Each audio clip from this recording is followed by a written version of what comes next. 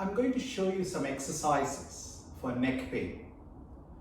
But before I show you the exercises for neck pain, I just want to talk a little bit about neck pain and the type of exercises that you could do for neck pain.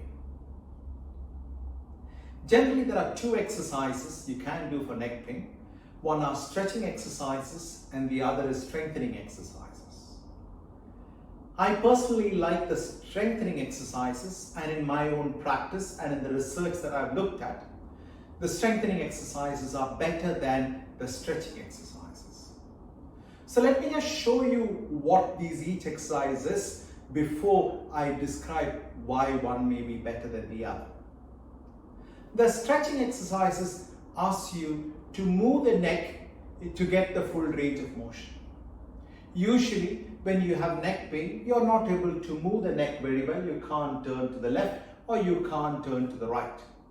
You may have difficulty driving the car or reversing around the corner if you have to look towards your rear because of neck pain. So the stretching exercises emphasizes the need to increase the range of motion, and the exercise that they prescribe asks you to turn the neck to as much as possible, then turn it the opposite way, and then turn it the first way. Now, though this may potentially increase or theoretically increase the range of motion, what happens is every time you turn to the left or right, you are going to increase the pain, and because the pain increases, patients are not compliant with that exercise and they give up doing exercises. But when they give up exercises, it actually causes more harm. So that is why I believe that stretching exercises are not useful. On the other hand, strengthening exercises don't ask the movement, or you don't need to move into those positions. You are resisting those movements.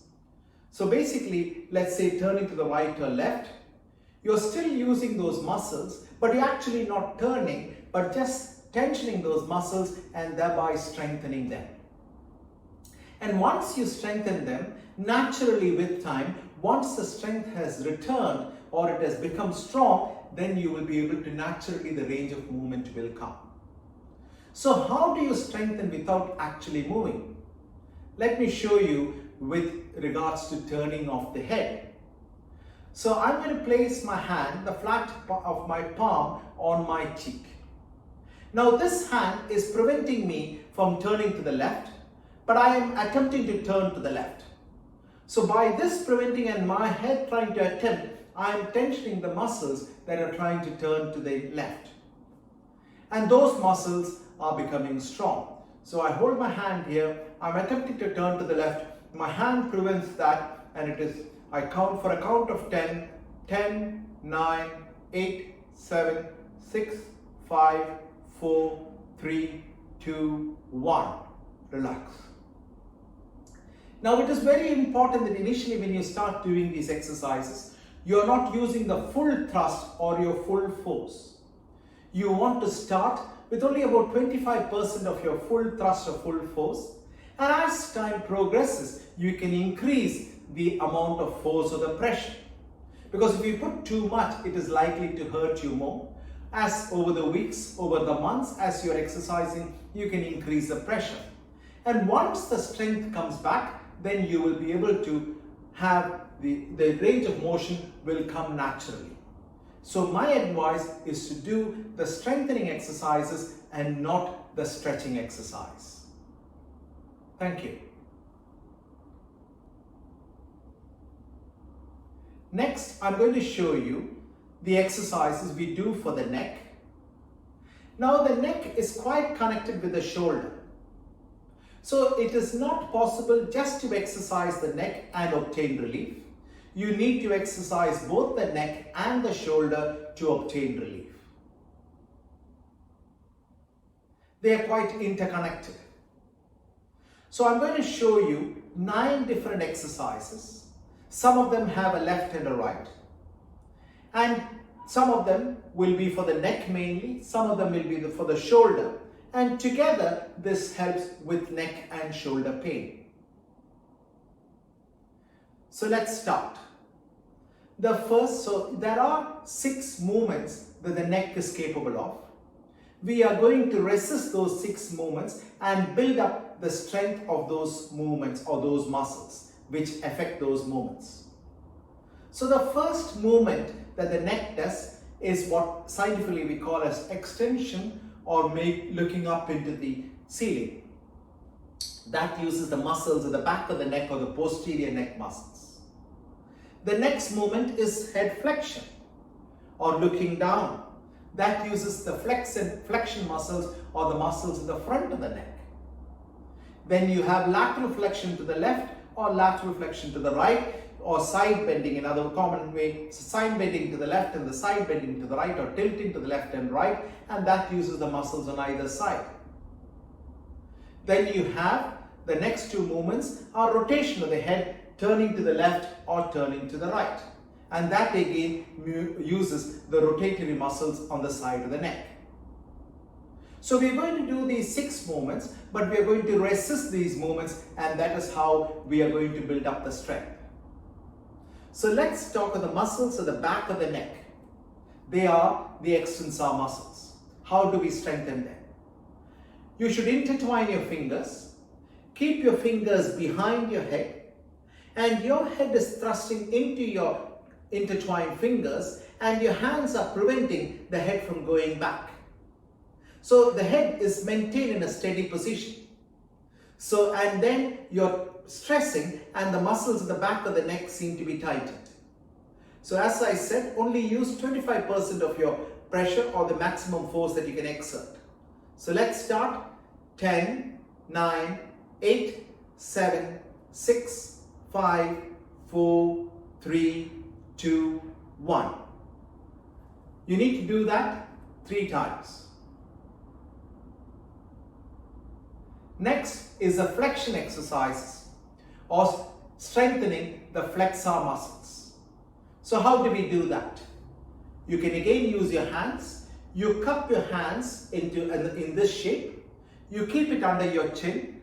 Your chin is pushing into your hands and your hands is thrusting upwards, resisting the movement. So, and again, as I said, you only need to put 25% of your pressure or your maximum force initially. Slowly over the weeks, you can increase the pressure. So let's start. Keeping your chin into your cupped hands, pushing down and the hand pushing upwards. And only 25% of the strength. 10, 9, 8, 7, 6, 5, 4, 3, 2, 1. You will notice that you can feel the tension in the muscles in the front of the neck. Repeat that 3 times. The next is the tilting movement to the left and the right, or the lateral flexion. So let's do the left side first. And as I said for the previously, only put 25% of your pressure initially. Lift your hands and place the heel of your palm just above your ear on your temple. So you're tilting your head this way, whereas the hand is preventing that movement. So let's do that. Again, only 25% of your maximum pressure. 10, 9, 8, 7, 6, 5, 4, 3, 2, 1. Now let's swap sides and do the opposite side, the same exercise. Keeping the heel of the palm on the temple or just above the ear, you're tilting your head this way and the hand is preventing that movement. 10, 9, 8, 7, 6, 5, 4, 3, 2, 1. Relax. The next exercise is strengthening the muscles that turn our necks. So for that, you place the flat of your palm of your hand on your chin. And your head is trying to turn this way, whereas the hand is preventing that turning. Again, use only 25% of your pressure. So place your hand here and you're attempting to turn and count only 25%, counting from 10 down. 10, 9, 8, 7, 6, 5, 4, 3, 2, 1. Now let's do the opposite side. Keep your right hand on your right chin and you're turning towards the right and your hand is preventing that. 10, 9, 8, 7, 6, 5, 4, 3, 2, 1. So now you've done 4 exercises which are strengthening the muscles around the neck, and they are low-tech exercises, does not require any equipment. You just did it with your hands. Now, sometimes you may want to use bands. The next 2 exercises are with bands, but then whenever you do with bands, you've got to be careful that you're not causing any harm. So as long as you're careful, but if you have any concerns, I would suggest that you don't use the exercises on the bands which go around your head. You can use the other exercises with bands, but not the ones where the bands are going around your head. So how do we do the 2 exercises for the neck with the bands? Let me show you that. There are many types of bands. There are light colored ones and dark colored ones. The light colored ones are usually lighter and softer, whereas the hard color ones, or the strong colored ones, are harder and more thicker, and it is more tougher, whereas the light colored ones are easier to use. So initially it's always good to use the light colored bands, and slowly as the weeks pass by, you can use the stronger colors or the thicker bands or the tougher bands. Please don't use the tougher bands in the beginning. So again, there are a couple of exercises for the side bending and for the muscles at the back of the neck with these bands. So let me show you the side bending first. So you take the band, because of you want to do the exercise for the shoulder, you want slightly a longer band which is at least 2 meters long. And if you're doing for the neck, you make it into a loop, hold the loop, both the limbs of the band with one hand, and you pass the loop over your head. It is best to scrunch up the band. When you scrunch up the band, it seems to hold very well. If you keep it flat, it tends to slip. So if you crunch up the band and see that it passes just above the ear and just above the eyebrows. Now, especially if you have had any operation to the eye or cataract or intraocular lens implant, you need to be careful that the band doesn't dig into your eye. And you need to keep your arm, or the right arm here, in a 90-90 fashion. There is a 90 degree between your arm and your trunk, and there's also a 90 degree between your forearm and your arm. So with the band in the right position, and you must take care that the band doesn't slip over the top of your head. So once you're in this position with no slack in the band, you hold the band tight and then pull it tightly towards the right, again counting from 10 down. 10, 9, 8, 7, 6, 5, 4, 3, 2, 1. Slowly relax. So take care when you pull that it doesn't snap over your head. Now let's do the opposite side. So swing to the opposite side and again ensure that the band is scrunched up. It is just over your eyebrows and just above your ear. And your left arm should be in the 90-90 fashion. That is the arm making with the trunk 90 degrees and the forearm making with the arm 90 degrees. Once it is in this position and not digging into your eye, but just over your ear, you want to pull the left side again for a count of 10. 10, 9, 8, 7, 6, 5, 4, 3, 2, 1. Slowly relax. And you want to do this exercise again 3 times. The number of repetitions that you need to do, and all these exercises are clearly explained in the Free from Pain exercise book. The next exercise with the band is to strengthen the muscles at the back of the neck. So let me turn my chair to show you how I do those exercises.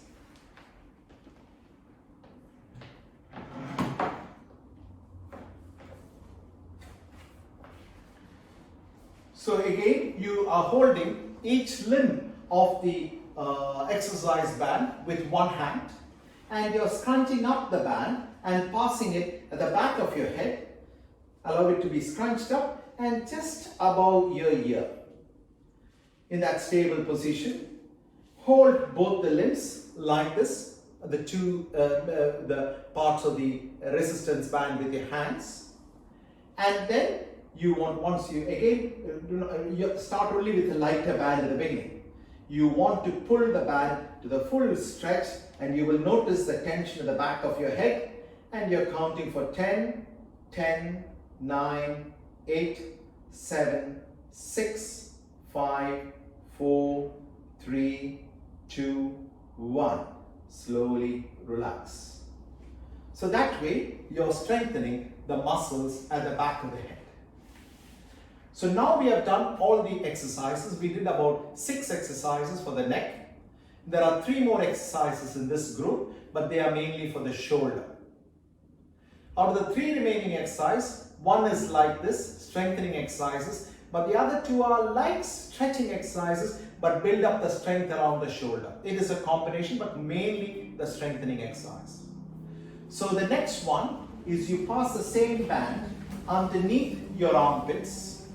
So you can it's going to the back of your chest and just comes through your armpits on both sides, and you're holding the ends of wherever you're holding on to the limbs of the band, just very close to the armpits. And then you look steady, straight, looking forward, relax, and then you thrust your hands forward, and your body is providing the resistance. So pushing forward, 10, 9, 8, 7, 6, 5, 4, 3, 2, 1. Relax. So that was one more, and again this one, do it 3 times. The next exercise is the exercise is again 2 exercises for the shoulder, but instead of holding it for a count of 10, we're repeating the exercise 10 times. So you need to loop the band. You can use, if you don't get a 2-meter band, you can use 2 1-meter band and tie it together. And pass the center of the band, keep it on the floor, and stamp your feet on it to stabilize the band, so you don't want it to snap up. Hold it equal on either side. So like this, and you're keeping your feet on it so that it is steady. Then you hold your hands very close to the knees with no slack on the band that comes from the foot to your hand. There should not be any slackness. So the first movement is trying to lift your arm forward or lift. But again, you need to do only what you can. If you can only lift so much, that is perfectly fine. If you have the strength and can lift up to here, that is very good. But it really does not matter. You just need to move to whatever you can. That is all is required. So let's do it 10 times. 10, 9, 8, 7, 6, 5, 4, 3, 2, 1. So those were the shoulder lifting exercises. Next, the last one in this group is the rowing, sitting and rowing type of exercise. So you can be in the same position with the band passed under your feet and stabilized by your feet. You're holding on to each limb of the band with both your hands. So you're holding it so that there is no slack between your hand and your feet. You're holding it close to your knee, and you're pulling your hand backwards as if trying to mimic the rowing position or the rowing movement. So let's do that 10 times. So sit facing forward, putting your hands around and pulling backwards. 10, 9, 8, 7, 6, 5, 4, 3, 2, 1. So that completes the 9 exercises that you do for the neck and the shoulders. Thank you.